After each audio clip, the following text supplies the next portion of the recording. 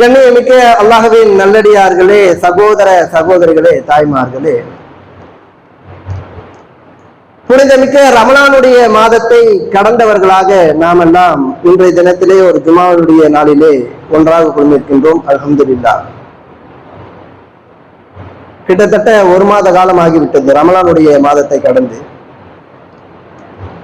ரமலானுடைய சிறப்பை பற்றி உங்களிடத்திலே நினைவுபடுத்திவிட்டு பிறகு உரைக்கு செல்லலாம் என்று இருக்கின்றேன்.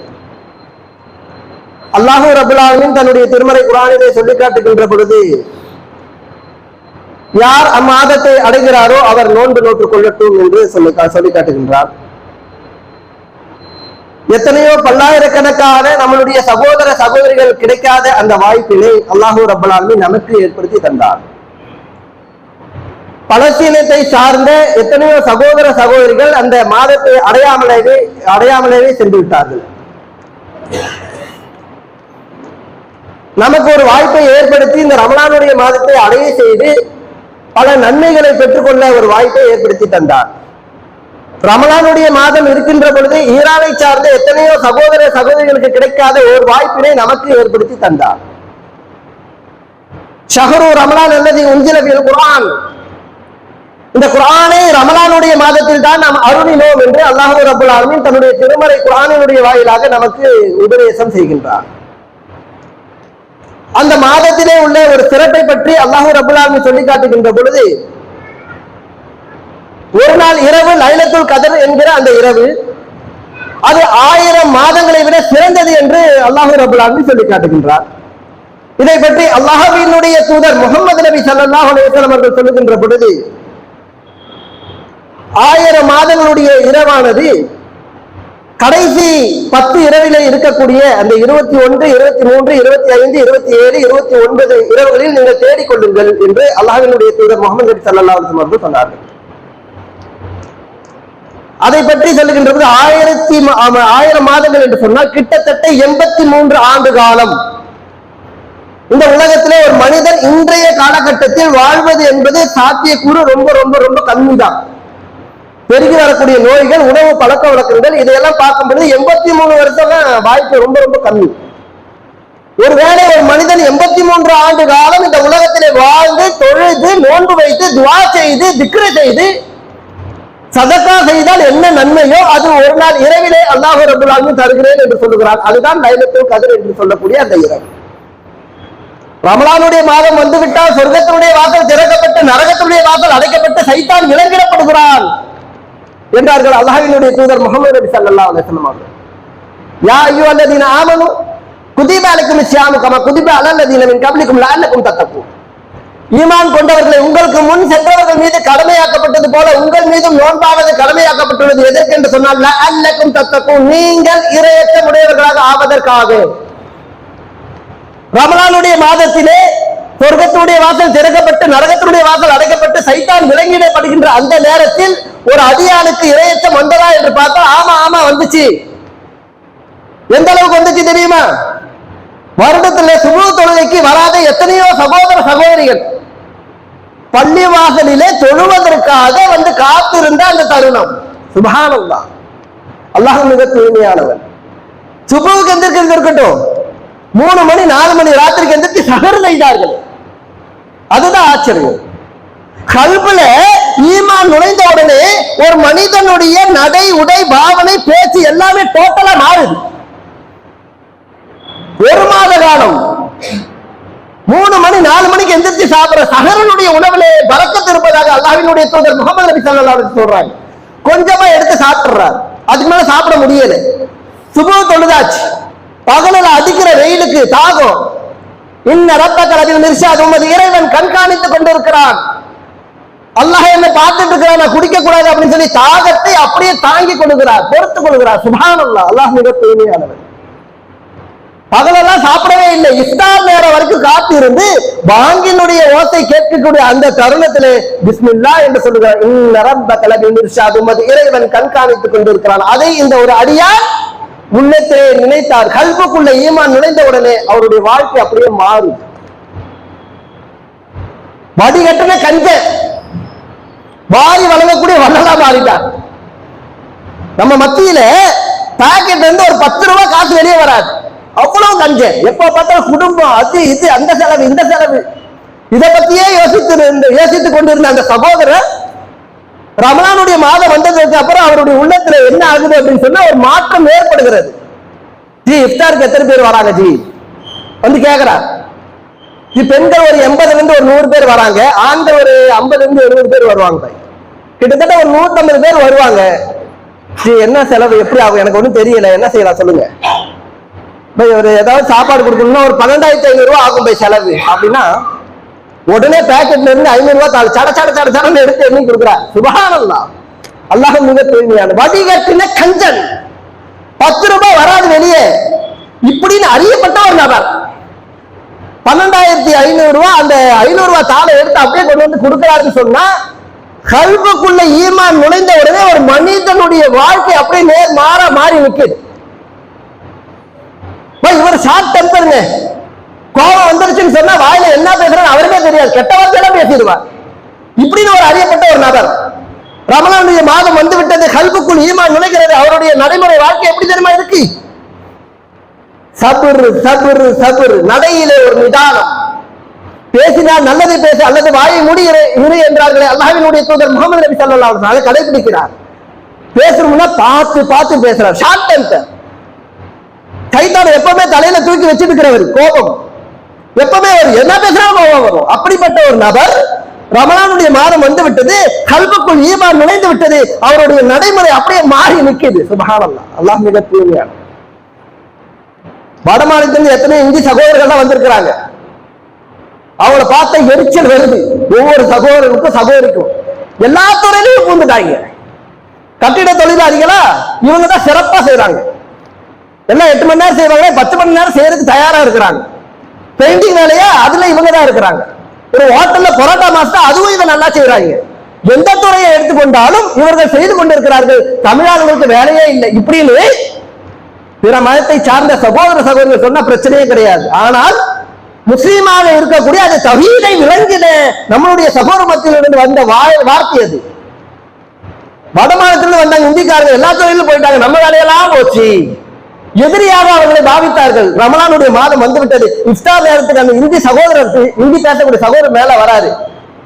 இவருடைய கல்புல இருந்த அந்த வெறுப்பெல்லாம் போய் அஸ்ஸலாமு அலைக்கும் பையா ஆஜோ ஆஜோ அந்த பேர் இப்படிங்கிறாரு. சுப்ஹானல்லாஹ். அல்லாஹ் மிக தூய்மையா.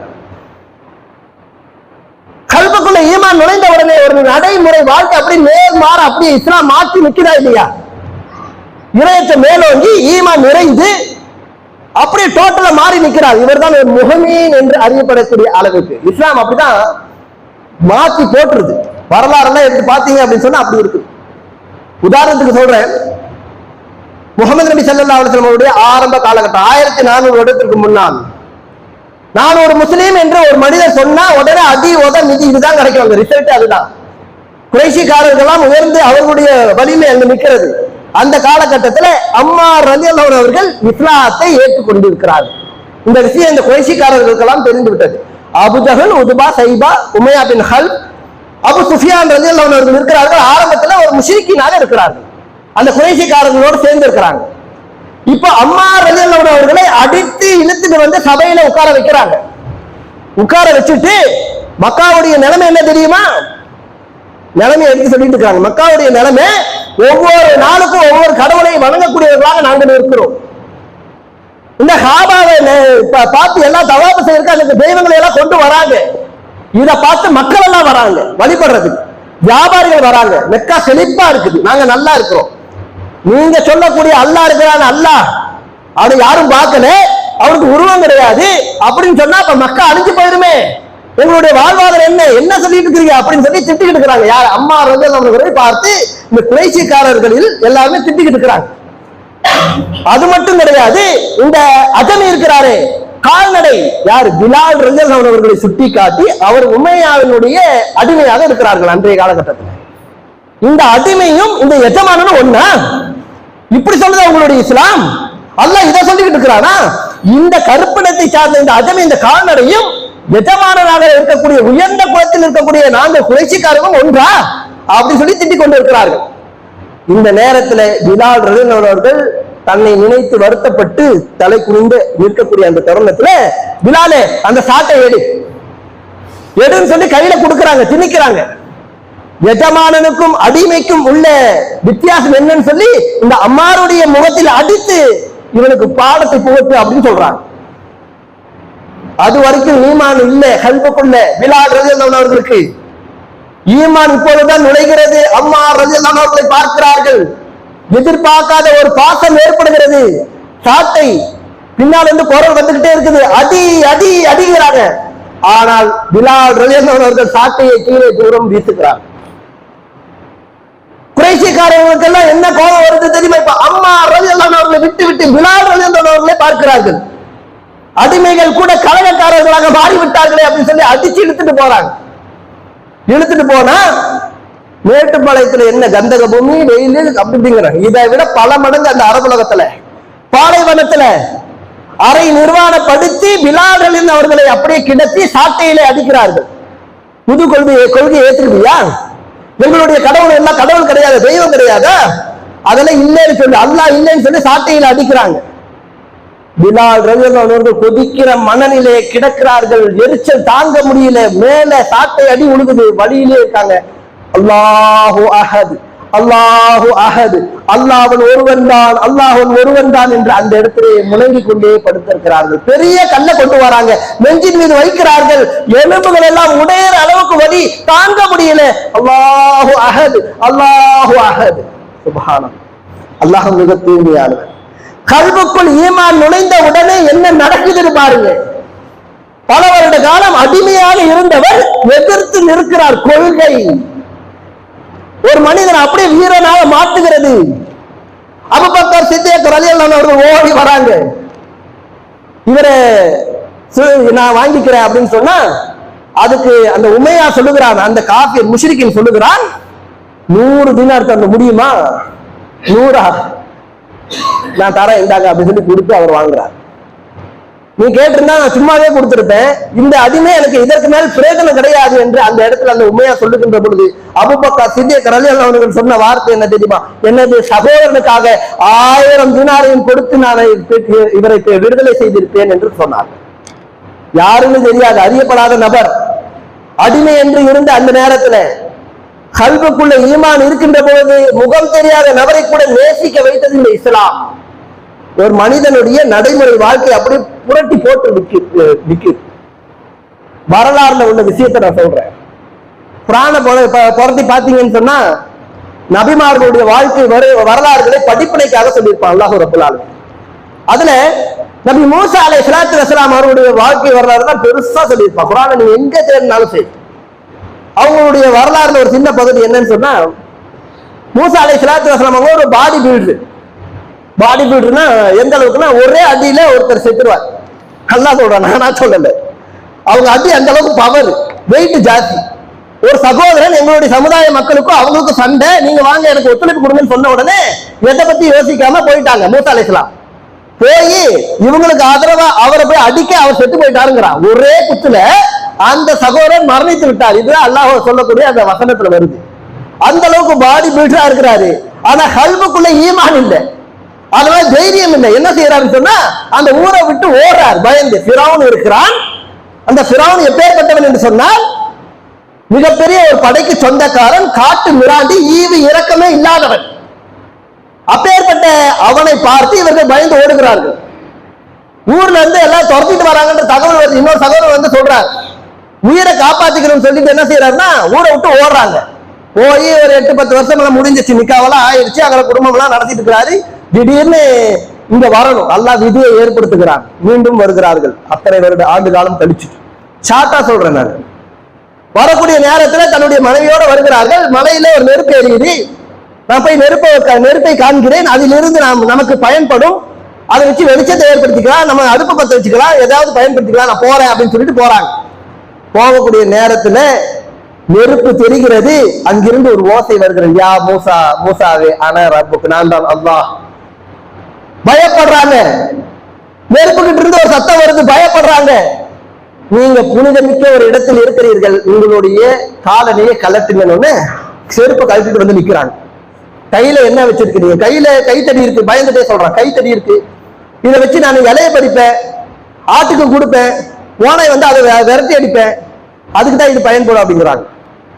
உங்க கைத்தடி கீழே போடுங்க. அந்த சத்தம் பயந்துட்டே கீழே போடுறாங்க, பாம்பா மாறுது, பயந்து ஓடுறாங்க. பயப்படாதீங்க, அந்த சப்தத்தில இருந்து அல்லாஹ் பேசுங்க, பயப்படாதீங்க, பிடிங்க. பிடிச்சா மறுபடியும் கைத்தடி. நீங்க அல்லாஹ்வுடைய தூதர், நீங்க ஃபிரௌன் இடத்திலே செல்ல வேண்டும், இந்த சத்திய மார்க்கத்தை சொல்ல வேண்டும் அப்படின்னு சொல்லும் பொழுது வஹலுல் உக்தத்தம் மின் லிசானி, இறைவா எனது நாவில் உள்ள முடிச்சை அவிழ்த்து விடு, நானா சிக்குவாய், என்னால பேச முடியாது, நான் சொன்னா மத்தவங்க விளங்க மாட்டாங்களே, வேணும்னா ஆருனை அனுப்பி விடுங்க, ஆரும் நல்ல பேச்சாற்றல் மிக்கவராக இருக்கிறார், குர்ஆன்ல சொல்றான்ல. சரி, 2 பேரும் போங்கங்கறான்ல. 2 பேரும் இப்ப ஃபிரௌன்ட்ட போகணும். கல்புல ஈமான் நுழைகிறது.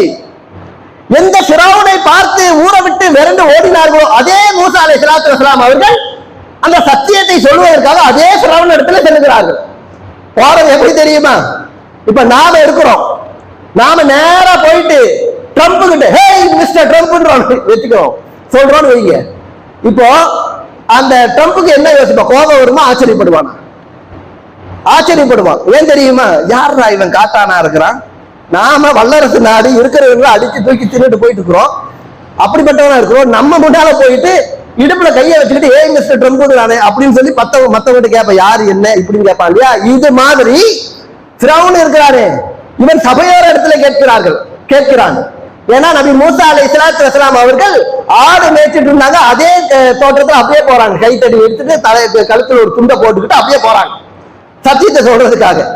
போனா ஃபிரௌனுக்கு ஒரே ஆச்சரியம் தான், யார் இது தெரியாதா, உங்க வீட்டை தானே வளர்ந்த அந்த பையன் தான் மூசா, ஓ அப்படியா, என்னவா, இதோ அல்லாஹ் மட்டும் தான் வணங்கணுமா, சரி, இப்படி ஆச்சரியமா பார்த்துட்டு இருக்கிற நேரத்துல நான் அல்லாஹ்வுடைய தூதர்னு சொல்லி கைத்தடி கீழே போடுறாங்க, பாம்பா மாறி நிக்குது அங்க. இத பார்த்த உடனே சபையோர் எல்லாம் பயப்படுறாங்க. இந்த நேரத்துல ஃபிரௌன் கேட்டுக்கொண்டு இருக்கிறான், யாரு என்னென்னமோ பண்ணிட்டு இருக்கிறாங்க அப்படின்னு சொல்லி கேட்டுட்டு இருக்கிற அந்த நேரத்துல நபி மூசா அலைஹிஸ்ஸலாத்து வஸலாம் அவர்கள் மக்கள் இடத்துல சட்டை பைக்குள் கையை விட்டு வெளியே எடுக்கிறார்கள். கை பிரகாசம் ஆகிறது, மக்கள் எல்லாம் பார்த்து கொண்டு இருக்கிறார்கள், கவனம் எல்லாம் இவங்க பக்கம் போயிருச்சு. இப்போ ஃபிரௌன் சொல்லுகிறான், உங்களுடைய ஊர்களில் இருந்து உங்களை வெட்டி ஏற்றுவதற்காக இவர் வந்திருக்கிறார், இவர் சூனியக்காரர் இப்படின்னு அல்லாஹ் சொல்றான் குர்ஆன்ல. அதுக்கு முன்னால வரைக்கும் இது என்னுடைய, நான் தான் அனாரப்புக்கு, நான் தான் அல்லாஹ், என்னுடைய அடிமைகள் நீங்கள் எல்லாம் நான் தொடர்ந்து மட்டும்தான் அப்படின்னு சொன்னான் அவன். ஆனால் இந்த நேரத்தில் என்ன சொல்லிட்டான் தெரியுமா? உங்களுடைய ஊர்களில் இருந்து உங்களை வெளியேற்றுவதற்காக வந்திருக்கிறார் அப்படின்னு சொல்றான், அப்படின்னு அல்லாஹ் குர்ஆன்ல சொல்றான். இந்த நேரத்துல பந்தய வச்சுக்கலாமா, இது சூனியம் தான், இவர் சூனியக்காரர் தான், மேஜிக் தான் அப்படின்னு சொல்லி அந்த இடத்துல ஃபிரௌனுடைய சபையோர்கள் சொல்லுகின்ற பொழுது நபி மூசா அலைஹிஸ்ஸலாத்து வஸலாம் அவர்கள் இல்லை, இது அல்லாஹ்வினுடைய அருப்பு, நான் ஒத்துக்கொள்கிறேன் என்று சொல்கிறார்கள். போட்டி வருகிறது. இப்ப ஃபிரௌனுடைய கையை வச்சு என்ன செய்யறான்னா மக்களை அழைப்பு விடுக்க சொல்லுகிறான்.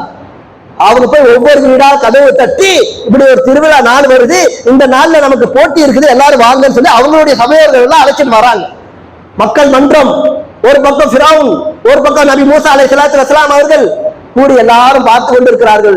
உங்களுடைய வித்துக்களை நீங்கள் போடுகிறீர்களா அல்லது நாங்கள் போடட்டுமா? நீங்களே போடுங்கிறாங்க நபி மூசா அலைஹிஸ்ஸலாத்து வஸலாம். அப்போ காஃபிர்கள், அந்த சூனியக்காரர்கள் திரண்டு வந்தவர்கள் எல்லாரும் கைத்தடி கீழே போடுறாங்க, பாம்பு மாதிரி அப்படியே கையில அப்படியே மாறி நிக்குது. இதை பார்த்த உடனே நபி மூசா அலைஹிஸ்ஸலாத்து வஸலாம் மீண்டும் பயப்படுகிறார்கள். அந்த இடத்துல ஈமான்ல கொஞ்சம் சரி, என்ன இது, நாம கைத்தடியை போட்டா கை அது பாம்பா மாறும், சரி அற்புதம், இவனுங்க போட்டால் ஆகுது, இப்ப என்ன இது அப்படின்னு அவங்களே ஆச்சரியப்படுறாங்க. அல்லாஹ் கிட்ட இருந்து வஹி வருது, உங்களுடைய கைத்தடியை கீழே போடுங்கள் என்று சொல்லுகின்ற பொழுது கைத்தடியை கீழே போடுகிறார்கள். அது மிகப்பெரிய பாம்பாக மாறுகிறது, இருக்கக்கூடிய கயிறுகளை எல்லாம் விழுங்கி விட்டதாக அல்லாஹ் ரப்பல் ஆலமீன் தன்னுடைய திருமறை குர்ஆனினுடைய வாயிலாக நமக்கு உபதேசம் செய்கிறார். இதான் வரலாறு. இந்த காட்சியை பார்த்த உடனே சூனியக்காரர்களும் அதே இடத்துல சஜதா செய்கிறார்கள். அவர்களுடைய கல்புல ஈமான் நுழைகிறது. வணக்கத்திற்குரியவன் அல்லாஹ்வை தவிர வேறு யாரும் இல்லை, இது அல்லாஹ்வினுடைய அற்புதம் தான். அதே இடத்துல சஜதா செய்கிறார்கள். இந்த சஜதா செய்த காட்சியை பார்த்த உடனே ஃபிரௌனுக்கு கோபம் வருது. லஹு கத்தி அன் ஐதீக்கும் அர்ஜுலக்கும் மின் கிராஃபின் சும்ம லௌசலி பன்னக்கும் அஜ்மைன், உங்களை மாறுகை வெட்டுவேன், பின்னர் உங்கள் அனைவரையும் சிலுவையில் அறைவேன் என்று கூறினான். சொன்னது யார்? ஃபிரௌன். சொன்னால் செய்வான், தடுக்கிறதுக்கு ஒரு ஆள் கிடையாது. மாறுகை என்று சொன்னால் வலது கையும் இடது காலம், இடது கையும் வலது காலம் ஒரு மனிதனுக்கு எடுத்து விட்டால் இந்த உலகத்திலே வாழ்வது என்பது சாத்தியம் கிடையாது. அப்படி ஒண்ணு செஞ்சுட்டா தன்னுடைய அடிப்படை தேவை கூட ஒரு மனிதனால் செய்து கொள்ள முடியாது. அவன் செய்யக்கூடியவன் தான். அந்த தருணம் வந்த போது கூட அந்த சூனியர்காரர்களுடைய உள்ளத்திலே ஈமான் நுழைந்து விட்டது கல்புக்குள்ள. எதிர்த்து நிக்கிறாங்க, ஃபிரௌனுக்கே எதிர்த்து நிக்கிறாங்க. காலு இன்ன இலா ரப்பினா லமுன் கலிபூன், நாங்கள் எங்கள் இறைவனிடமே செல்லுபவர்கள், நீ என்ன செய்யணுமோ செஞ்சுக்கோ அப்படின்னாங்க. சுபஹானல்லாஹ், அல்லாஹ் மிக தூய்மையானவர். அந்த இடத்துல கல்புக்குள் ஈமான் நுழைந்தது. ஒரு மனிதனுடைய வாழ்க்கை அப்படியே மாறி நிற்கும். எதிரியாக இருந்தவர்கள் நபி மூசா அலைஹிஸ்ஸலாத்து வஸலாம் அவர்களுக்கு அந்த இடத்துல ஒரு இணக்கம் ஏற்பட்டு இவர்களோடு வந்து சேர்ந்தார்கள். அதுதான் இஸ்லாம். ஒரு முஹ்மீனுக்கும் முனாஃபிக்கும், ஒரு முஹ்மீனுக்கும் காஃபிருக்கும், ஒரு முஹ்மீனுக்கும் முஷ்ரிக்கினுக்கும் இடையே உள்ள வித்தியாசம். ஒரு முஹ்மீனுடைய உள்ளத்திலே கல்பிலே ஈமான் நுழைந்து விட்டது என்று சொன்னால் அவருடைய வாழ்க்கை அப்படியே மாறி நிற்கும். அன்பார்ந்த சகோதரர்களே, பாங்கினுடைய ஓசை கேட்கிறது, பள்ளி வாசலுக்கு போகல, அடுத்த வக்து வரைக்கும் காத்துக்கிட்டு இருக்கிறீங்க, ஏதோ ஒரு காரணம் அப்படியே செஞ்சுக்கிட்டே, ஏதோ ஒரு வேலையில ஈடுபட்டுக்கிட்டே இருக்கிறீங்களா, உங்களுடைய கல்புல ஈமான் வடிந்து கொண்டிருக்கிறது என்று அர்த்தம். நீங்கள் தொழக்கூடியவர்களா? அல்ஹம்துலில்லாஹ். தொழுக முடிச்சுட்டு நேரா பெட்டிக்கடை சந்தல போய் நின்று பீடி குடிக்கிறீங்களா? உங்களுடைய கல்புல ஈமான் வடிந்து கொண்டிருக்கிறது என்று அர்த்தம். உங்க பாக்கெட்ல 100 ரூபாய் இருக்குது, யாசகம் கேட்டு ஒரு ஆணோ பெண்ணு வந்து தள்ளாத வயதிலே நிற்கிறார்கள், ஒரு 2 ரூபாய் எடுத்து போட உங்களுக்கு மனசு வரலையா? உங்களுடைய கல்புல ஈமான் இல்லை என்று அர்த்தம்.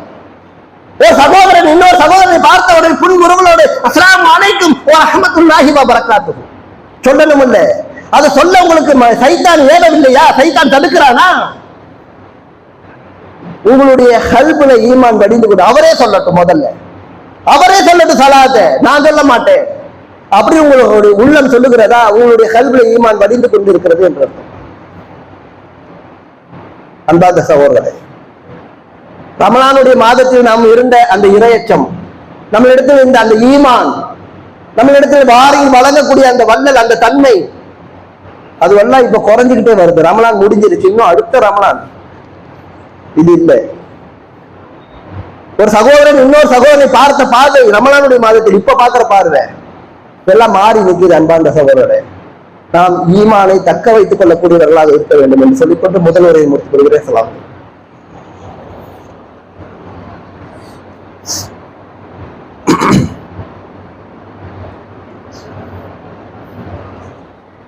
அல்ஹம்துலில்லாஹ். அல்லாஹும்ம ஸல்லி அலா முஹம்மது வ அலா ஆலி முஹம்மத் கமா ஸல்லைத அலா இப்ராஹிம் வ அலா ஆலி இப்ராஹிம் இன்னக ஹமீதும் மஜீத். اللهم بارك على محمد وعلى ال محمد كما باركت على ابراهيم وعلى ال ابراهيم انك حميد مجيد. கண்ணியமிக்க அல்லாஹ்வின் நல்லடியார்களே, சகோதர சகோதரிகளே, தாய்மார்களே, அல்லாஹ் ரப்பல் ஆலமீன் லட்சக்கணக்கான மக்களிடத்தில் இருந்து நம்மை மட்டும் பிரித்து எடுத்து ஏகத்துவவாதிகளாக ஒரு தௌஹீது பள்ளியிலே அல்லாஹ்வை சஜிதா செய்யக்கூடிய ஒரு வாய்ப்பினை ஏற்படுத்தி கொடுத்திருக்கின்றார். அல்ஹம்துலில்லாஹ். இந்த நேரத்தில் நாம் ஒருவர் மற்றவரோடு சந்தித்துக் கொள்ளக்கூடிய அந்த தருணத்தில் கூட உண்மையான ஒரு முஹ்மின் இன்னொரு முஹ்மின் இடத்துல எப்படி நடந்து கொள்ள வேண்டுமோ அப்படி நடந்து கொள்கிறோமோ என்று பார்க்கின்ற பொழுது அது ஒரு கேள்வியாகவே இருக்கிறது. நீங்கள் அறிந்தவருக்கும் அறியாதவருக்கும் சலாத்தை சொல்லுங்கள், சலாத்தை பரப்புங்கள், அல்லாஹ்வின் இடத்திலே அவர்தான் சிறந்தவர் என்று அல்லாஹ்வினுடைய தூதர் முஹம்மது நபி ஸல்லல்லாஹு அலைஹி வஸல்லம் சொல்லி இருக்கிறாங்க.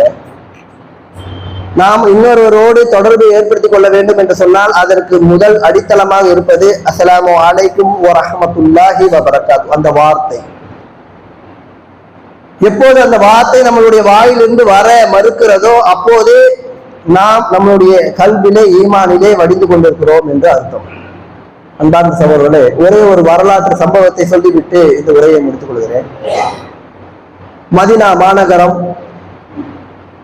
சஹாபாக்கள் எல்லாம் அல்லாஹ்வினுடைய தூதர் முஹம்மது நபி ஸல்லல்லாஹு அலைஹி வஸல்லம் அவர்களை சுற்றி அமர்ந்து கொண்டிருக்கின்ற அந்த தருணம், ஜுலைபீப் ரலியல்லாஹு அன்ஹு அவர்கள் அந்த பக்கமாக வந்து சென்று கொண்டிருக்கின்ற அந்த காலகட்டத்திலே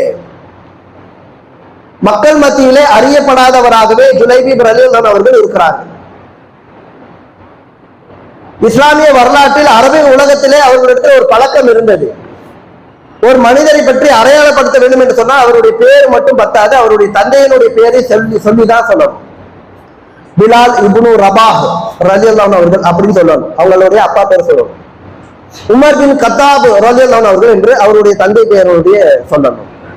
அப்துல்லா பின் உம்மி மக்தூம் ரலியல்லாஹு அவர்கள் என்று சொல்லி தன்னுடைய தந்தை பெயரை வச்சுதான் சொல்லணும். இப்படி அடையாளம் தெரியாதவராகத்தான் ஜுலைபீப் ரலியல்லாஹு அவர்கள் இருக்கிறார்கள். தந்தை பேரு தெரியாது. பார்ப்பதற்கு ஒரு கருத்த நிறம், அருவருப்பான தோற்றம் என்று நாம் ஹதீஸ்களிலே பார்க்கிறோம். மனிதனை நாம் அழகிய வடிவில் படைத்திருக்கின்றோம். ஆனால் மனிதனுடைய கண்களுக்கு இதுதான் அழகு, இது அழகில்லை என்று வித்தியாசத்தோடு பார்க்கிறோம். இந்த இடத்துல அல்லாஹ் நம்மளை காப்பாற்றணும்.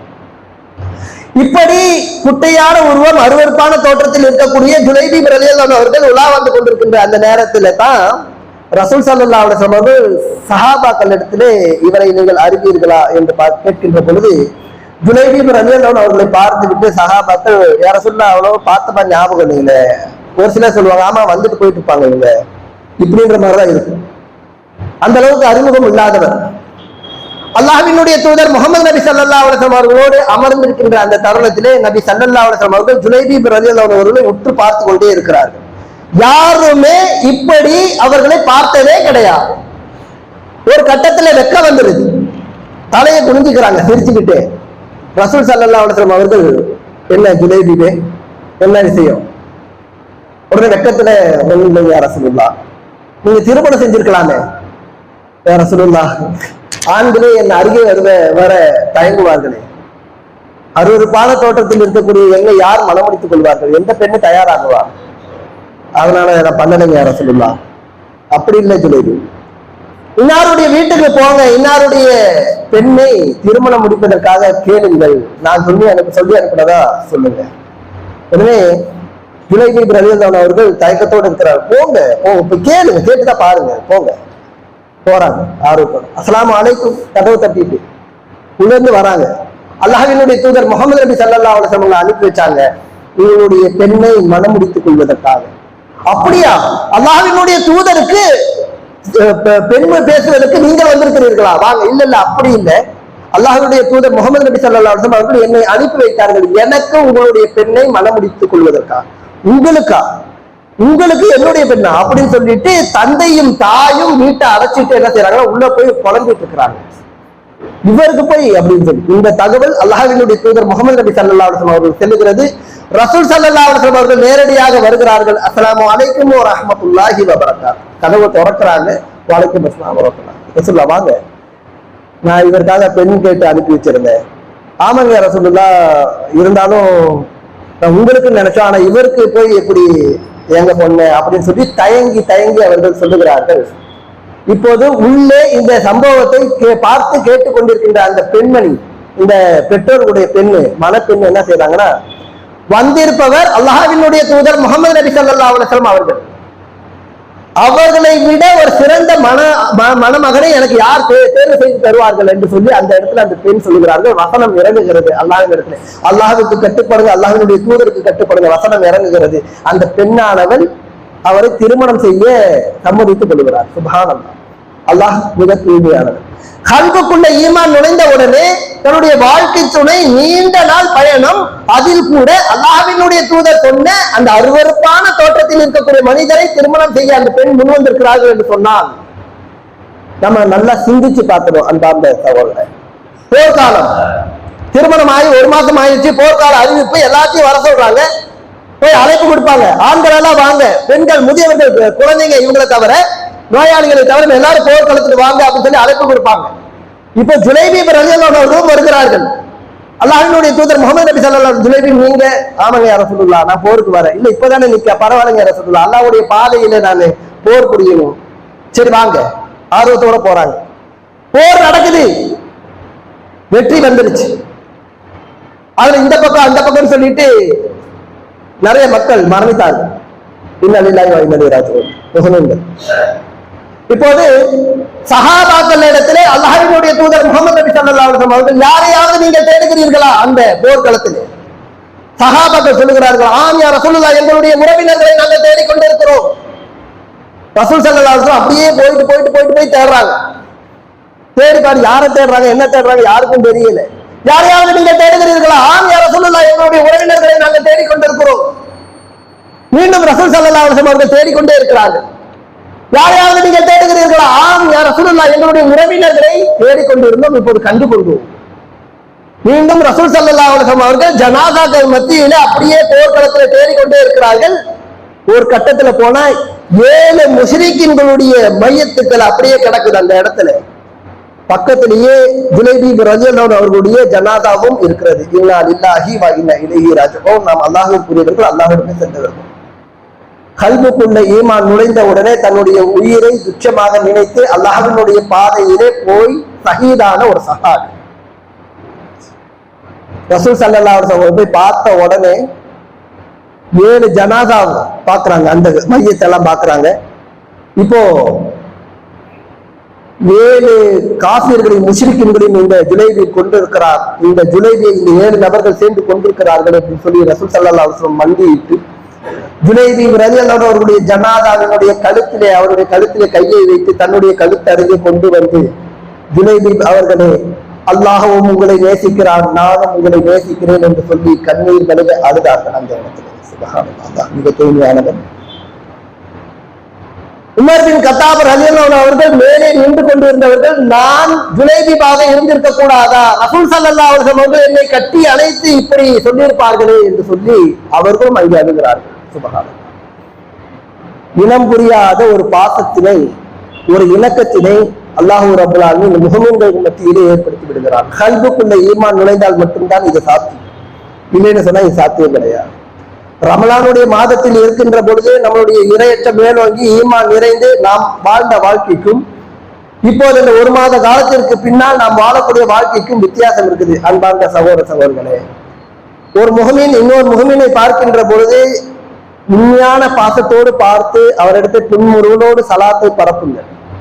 உங்களுக்கு ஒரு சகோதரனுக்கு ஏதாவது ஒரு பாதிப்புன்னு சொன்னா அதுல முன்னால வாங்க.